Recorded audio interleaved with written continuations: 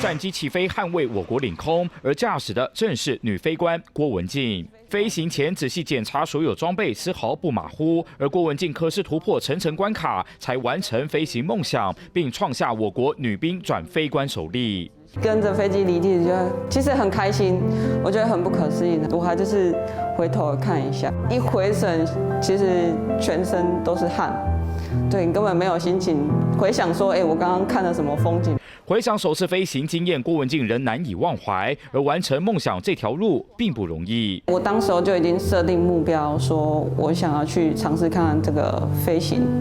可是飞行一定是要军官没有士官的飞行，所以我势必一定要这个过程飞出来就变成军官。虽然说起来一派轻松，但飞行时数将近800小时的郭文静，一路从志愿士兵转服空军士官，又报考飞行常备军官，并通过 AT3教练机的学术科考验，从40取12的高淘汰率脱颖而出，最后才获得飞鹰飞行资格。面对共机接连扰台，郭文静也多次驾驶 IDF 执行空中拦截驱离。尽管任务高压高强度，但郭文静仍把这件事作为最高原则。担任2机领队，那就是要负责把僚机安全的带出去，安全的带回来。郭文静用巾帼不让须眉精神，一步一脚印追梦成功。现在也用扎实的训练成果守护国人安全。